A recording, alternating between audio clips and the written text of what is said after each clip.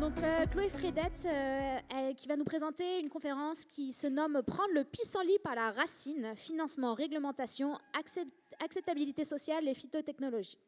Donc, tout comme Michel, Chloé, elle est également grande passionnée des phytotechnologies. Elle est conseillère scientifique et chargée de projet chez Québec Vert et donc notre présidente à la SQP. Donc, au cours de son parcours universitaire, Chloé, docteur en sciences biologiques, a développé une expertise de recherche en biologie végétale. Ayant un intérêt marqué pour les phytotechnologies et l'aménagement durable du territoire, elle travaille aujourd'hui à accélérer le développement des infrastructures végétalisées au Québec. Chloé, c'est à toi. Merci beaucoup. Ça fonctionne? Parfait.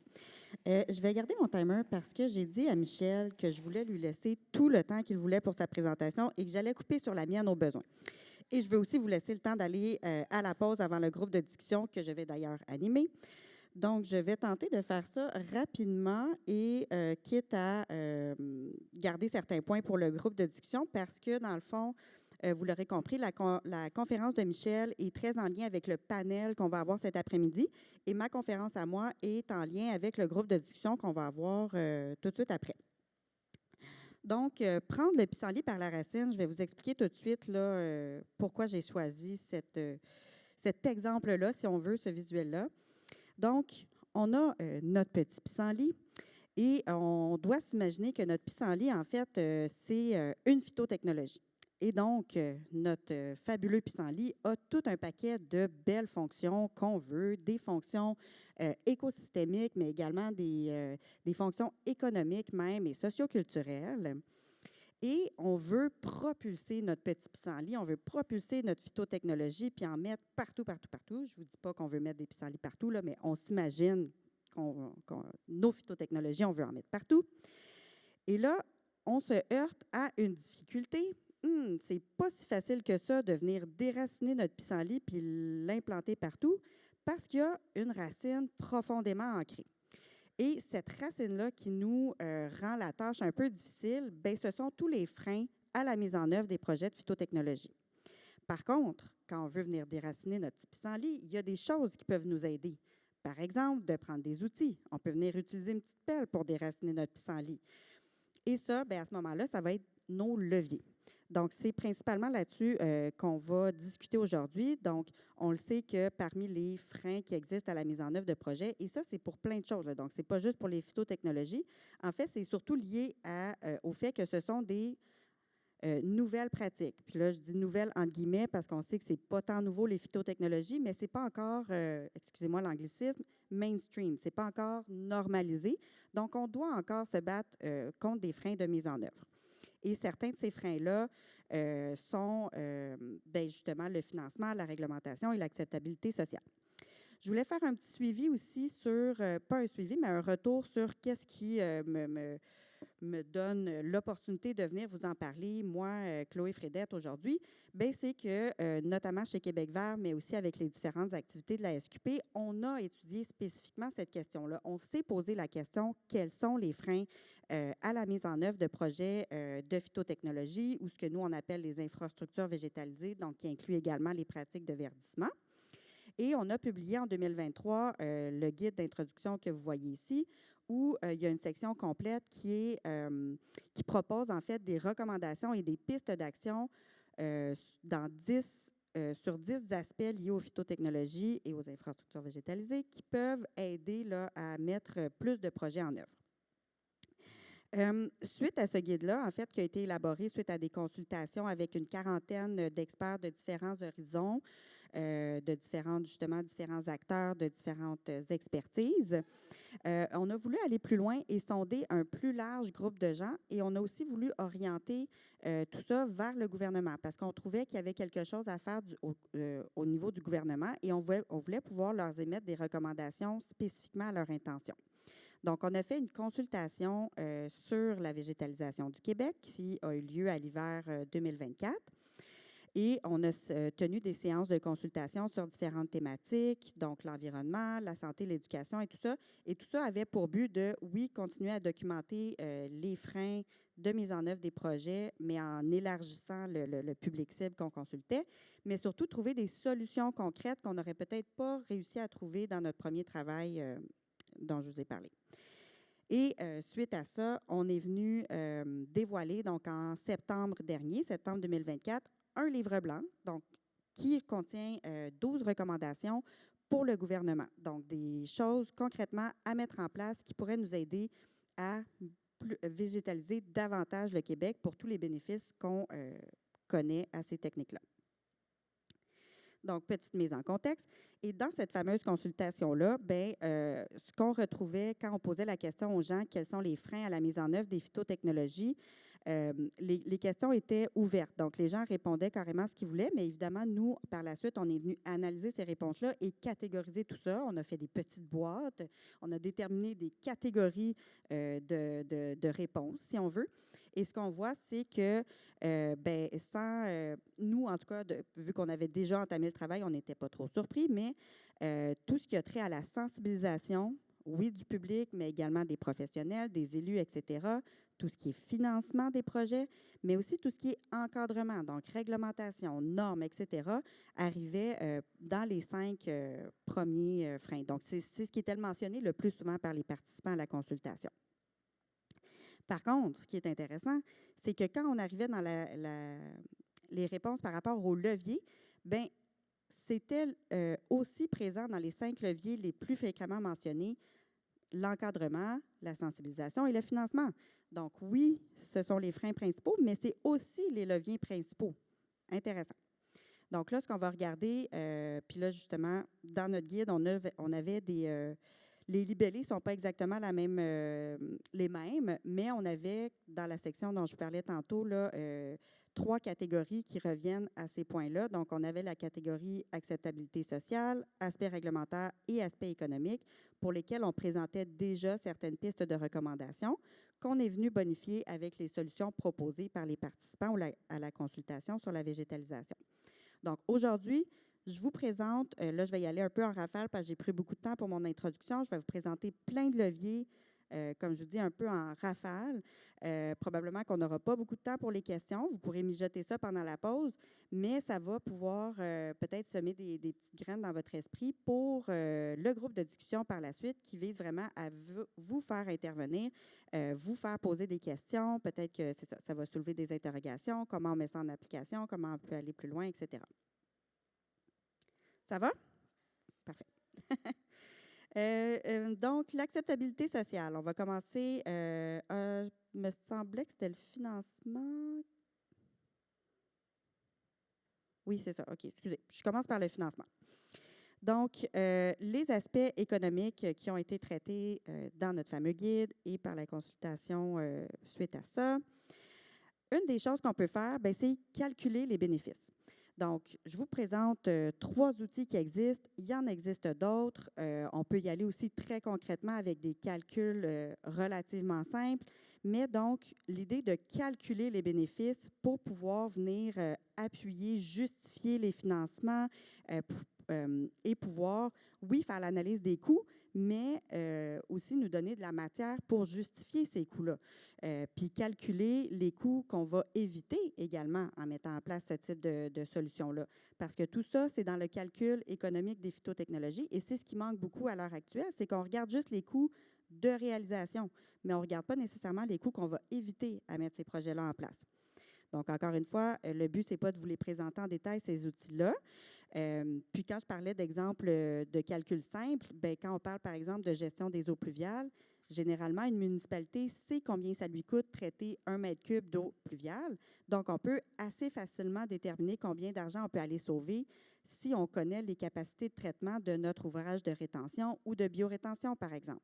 Donc, c'est vraiment des mécanismes qu'il faut développer et dans certains cas, les données, on peut aller les chercher via des outils. Et si on veut calculer des bénéfices et que les outils existants ne nous permettent pas de le faire, pourquoi ne pas aller demander à un chercheur qui s'intéresse à ces questions-là, il y en a au Québec, ou aller se documenter davantage. Donc, tout ça, c'est possible de le faire. Et de faire ça va nous permettre de faire ce que je conseille comme deuxième levier, des analyses comparatives. Donc, souvent, on va utiliser les analyses de type coût-avantage.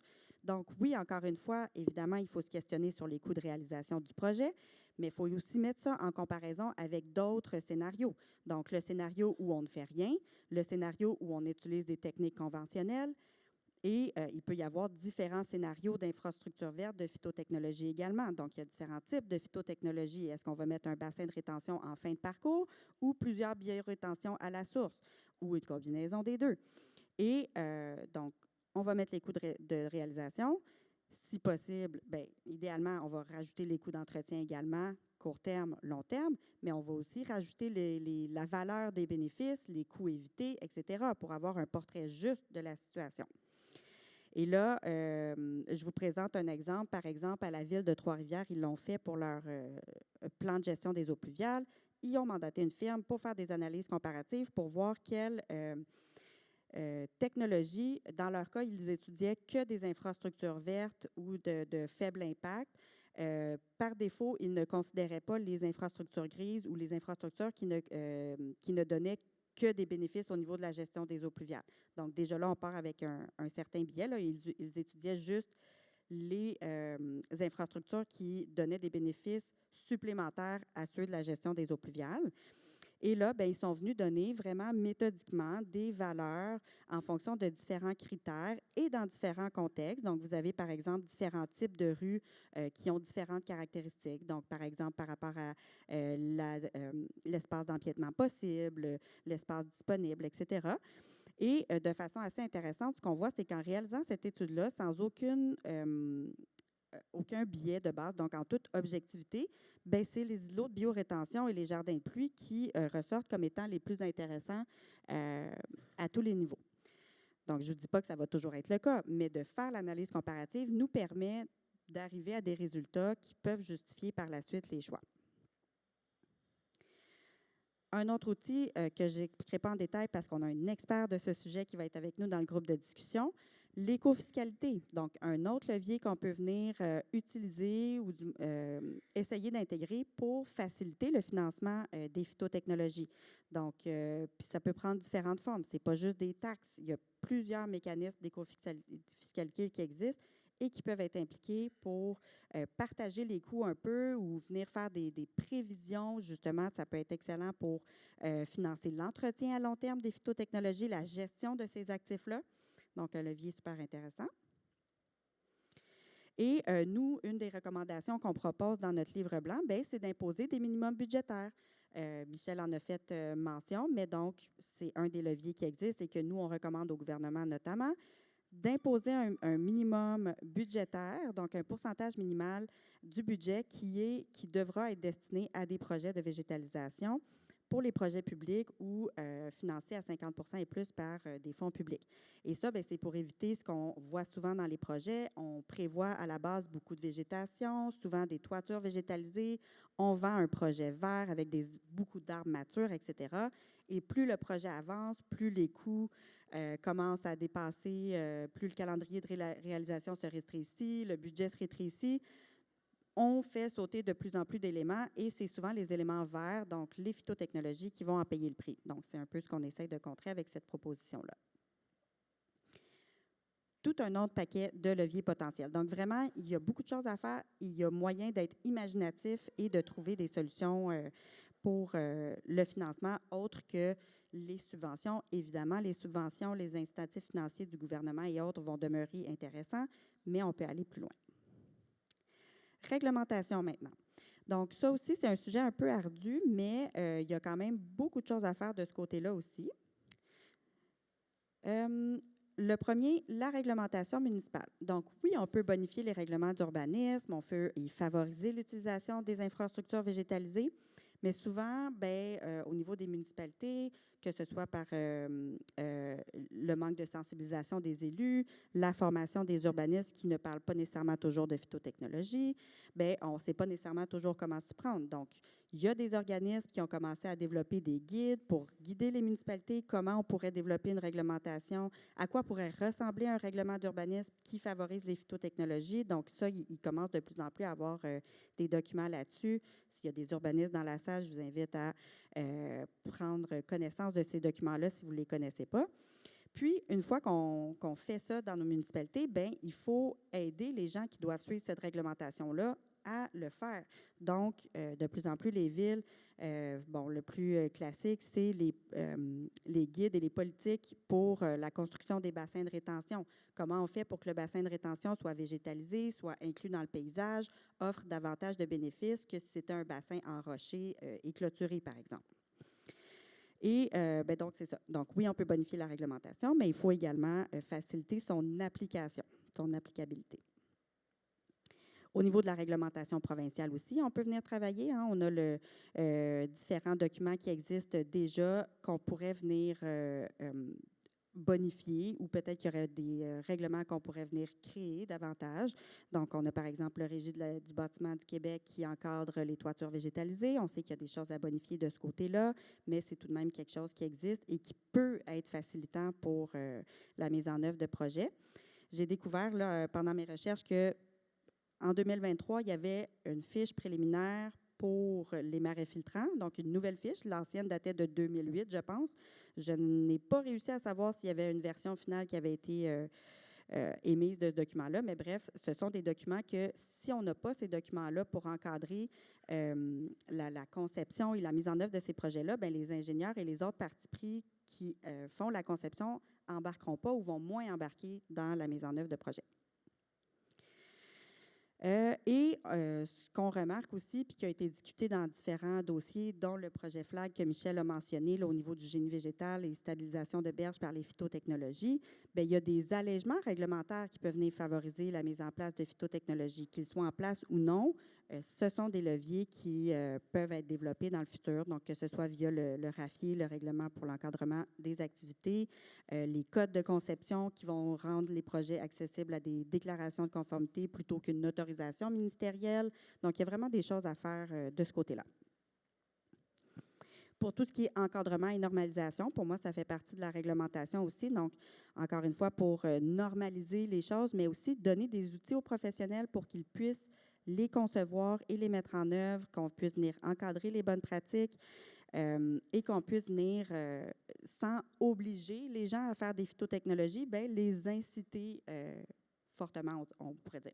Donc, il y a différentes choses qui existent déjà, mais qu'on pourrait venir bonifier. Donc, le plan pour une économie verte, la politique nationale de l'architecture et de l'aménagement du territoire, les fameux plans climat pour les municipalités. Et tout ça parle déjà d'infrastructures vertes, mais on va se le dire du bout des lèvres. Donc, il y a clairement encore de la place là, pour plus de reconnaissance des phytotechnologies. Oui, et finalement, je parlais des normes de conception. En fait, là, donc, c'est ça qui va venir vraiment aider les professionnels à passer à l'action puis à développer des bons projets. Donc, on a certaines normes qui existent, mais elles demandent d'être bonifiées pour la plupart et il y a encore beaucoup de place à créer des nouvelles normes. Il me reste 5 minutes. Donc, on va passer le dernier sujet rapidement, mais c'est un sujet hyper important, c'est l'acceptabilité sociale. Donc, Mme Sabourin, qui est au micro tantôt, le mentionnait, c'est effectivement crucial. Et moi, ce que j'aimerais on en a tous entendu parler dans les dernières années de l'acceptabilité sociale. Je suis certaine que vous en avez tous entendu parler. Mais pour moi, la clé, c'est de comprendre que c'est un sujet qui est extrêmement vaste et que ça va beaucoup plus loin que de simplement informer le citoyen. Et il y a aussi beaucoup de choses qu'on peut faire autres qu'informer le citoyen. Il faut l'informer, le citoyen, mais c'est beaucoup plus large que ça. Ça va toucher les décideurs, les promoteurs et les propriétaires qui décident de faire des projets ou à l'inverse, qui n'ont pas le choix de faire des projets. C'est les employés qui vont travailler sur ces projets-là, que ce soit par choix ou parce qu'ils se le font imposer par des décideurs et des donneurs d'ouvrages, les professionnels qui vont avoir à faire l'entretien de ces ouvrages-là, et évidemment le citoyen ou plus largement l'utilisateur de la phytotechnologie, la personne qui va être en contact avec elle tout le temps, qui va retirer des bénéfices de cet aménagement-là. Donc, pour moi, si on veut traiter l'acceptabilité, oui, ça passe par le citoyen, mais ça passe par tous les autres niveaux également. Qu'est-ce qu'on peut faire comme levier? Bien, encore une fois, je fais référence au livre blanc ici. Donc, nous, ce qu'on demande au gouvernement, et qui est un des leviers selon nous, c'est qu'au niveau provincial, au niveau vraiment, donc, de l'approche top-down, donc que ça vienne du haut, qu'on informe les gens par des grandes campagnes de sensibilisation pour informer la société québécoise, tant les professionnels que les citoyens, des bénéfices de la végétalisation et vraiment mobiliser pour le déploiement d'initiatives. Maintenant, on peut aussi, dès le départ des projets, toujours évaluer les aspects sociaux. On le sait que les phytotechnologies vont avoir des impacts sociaux, donc on peut profiter de ça, diffuser ces informations-là, mais aussi venir prévenir un peu les problèmes. Donc, se questionner sur la géographie sociale dans laquelle va s'insérer le projet. Est-ce qu'on est dans des milieux défavorisés, des milieux où il y a déjà des problèmes d'îlots de chaleur? Est-ce qu'il y a des risques d'éco-embourgeoisement suite à notre projet? Ou au contraire, est-ce qu'on fait un marais filtrant dans le fond du bois puis il n'y a personne qui va le voir? Bref, c'est quoi où est-ce que justement les enjeux sont plutôt à d'autres étapes du projet au niveau de la municipalité, les différents départements, etc. Et là, à ce moment-là, bien, en venant évaluer ça à la base, on va pouvoir mieux agir en prévention, si on veut, là, parce que ce n'est pas une fois qu'on a décidé de faire un projet et qu'on l'a mis en place qu'il faut venir informer les différents professionnels, les différents employés et le public. On va évidemment mobiliser les intervenants. Donc ça, on est plus justement du côté des professionnels et des gens qui vont être impliqués sur le projet. Donc vraiment, au niveau de la planification du projet, de la conception, intégrer le plus d'intervenants possible. Et ensuite, au niveau des citoyens, bien, utiliser tous les outils d'urbanisme participatif. Ça peut être de l'information, mais ça peut aussi être de la consultation, qui est une coche plus active, ou carrément de la participation. Donc, est-ce qu'on fait des ateliers de conception, etc. Et dépendamment du projet, ça va être différentes techniques qui vont être adaptées. Et c'est à vous d'être créatif et de vous adapter au contexte de votre projet. Il y a aussi de la documentation et du support qui existe. Donc, encore une fois, allez chercher de la documentation, allez chercher du support pour ce que vous avez besoin de faire et mesurer et communiquer les données par rapport à vos projets. Ça s'applique pour les firmes qui réalisent des projets, ça s'applique pour les municipalités qui veulent informer les citoyens par rapport aux projets qu'ils ont faits. Et là, ce que je montre, vous le voyez pas, c'est sûr, là, mais c'est des rapports de recherche. Donc, il y a beaucoup de recherche qui se fait au niveau québécois. Il faut aller chercher ces rapports-là, vulgariser les données qui sont dedans, informer les gens.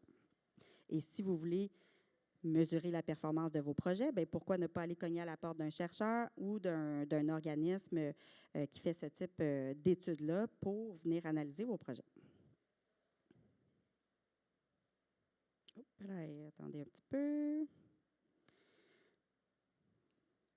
Je vais y aller plus lentement. J'ai de la misère avec ça.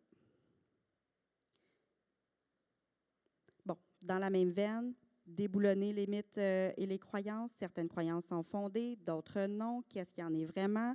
Allez chercher l'information et soyez prêts à répondre aux questions. C'est souvent les mêmes questions qui reviennent. Encore une fois, qu'on soit une firme, un professionnel, une municipalité. Et apprenez de ça et faites-vous au besoin des petites fiches pour répondre aux questions qui reviennent le plus fréquemment. Dans certains documents qu'on a fait chez Québec vert, on en traite certaines. Selon votre réalité, vous en recevez sûrement d'autres questions. Donc, préparez-vous et allez chercher la bonne information.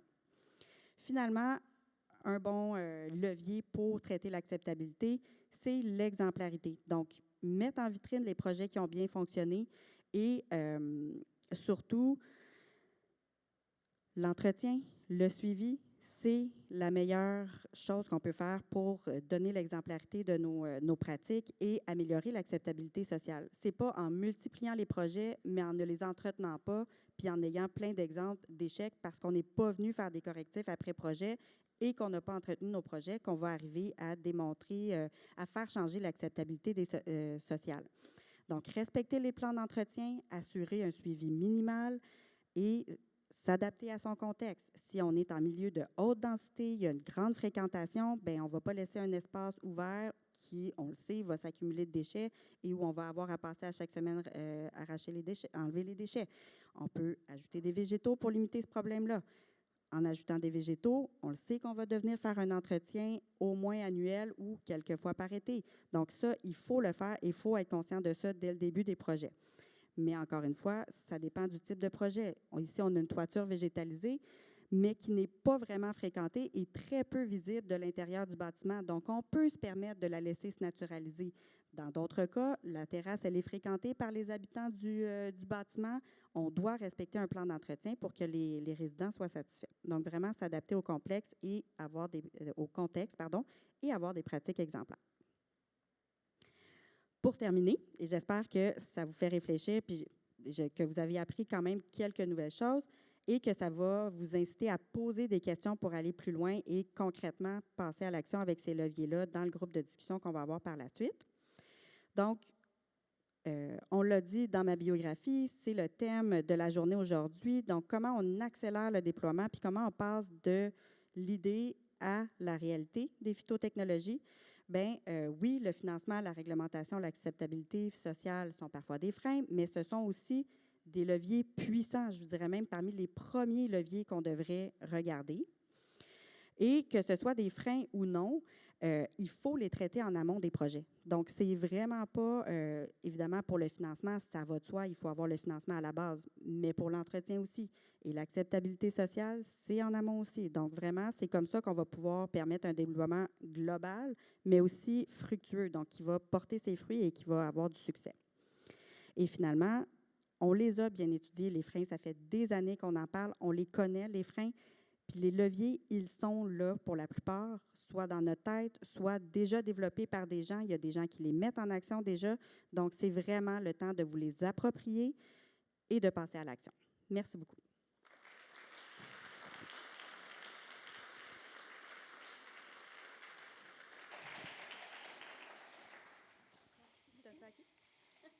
Merci beaucoup, Chloé.